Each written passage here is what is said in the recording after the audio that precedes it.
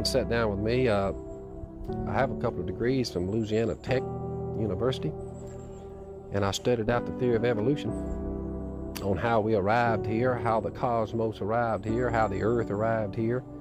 What actually brought me here was I never had read the biblical account. So once I read the biblical account and I stacked it up against the Darwinism,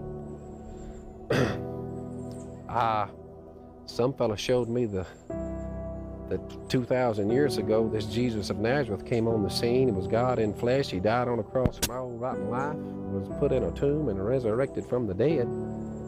And when I started to kind of realize that dead men could live again, I could either put my faith in this evolution thing where there's no hope, or put my faith in the Almighty, and that Jesus of Nazareth was really who he said he was. So based on that, the Bible claims that Jesus left the earth about 33 AD, went back to heaven where he came from, and he now rules. And a lot of people in this society, they don't think so, but I've put my faith in that. I was baptized in water for the remission of my sins, and that, in a nutshell, is the good news about Jesus. I know this, it was good news for me. So a lot of people might think, well, so from the 60s to now I can follow Jesus, and I can still be in a lifestyle of not being worldly. I can see, in other words, the Bible says that we're to live our lives here as strangers and aliens. So the bottom line is, most people who run up on me down here, they do think I'm kind of strange. I say, Jesus number one, boys. That's the only way I know I'm really getting out of here. Unless y'all have another, better idea. Most people kind of scratch their head and say, So I'm putting my faith in the biblical record. At least I have a great hope when I physically die of having my body resurrected from the ground. It's very simple. If Jesus of Nazareth was who he said he was, I am convinced, based on my study of the Bible, that I'm coming out of the ground too. If he came out, I'm coming out. And if he didn't come out of the ground, I don't think anyone's coming out of the ground. So I'm putting my faith in him. So I told my wife, I said, in order to get away from all of my old friends and all of this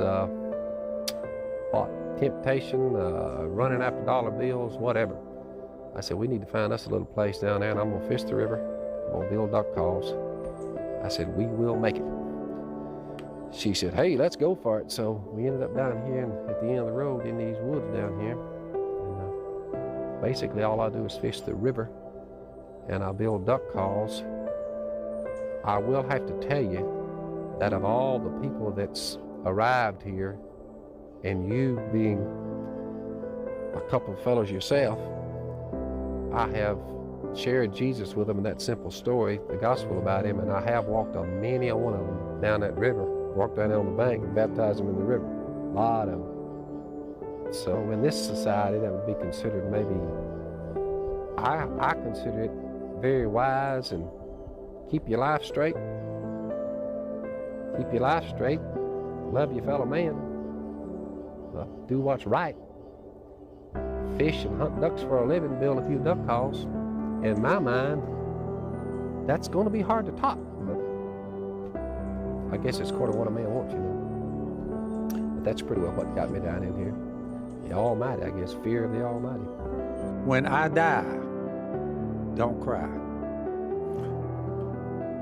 Bill has an announcement. Dance, sing, but don't cry when I die. When I die, you say, he made it because I watched him as he walked through the years, hurt back or no back. I keep life simple. I stay in the woods as much as I can, back and forth. We eat well. We love God and we love our neighbor. For the life of me, I cannot believe more people would not get on board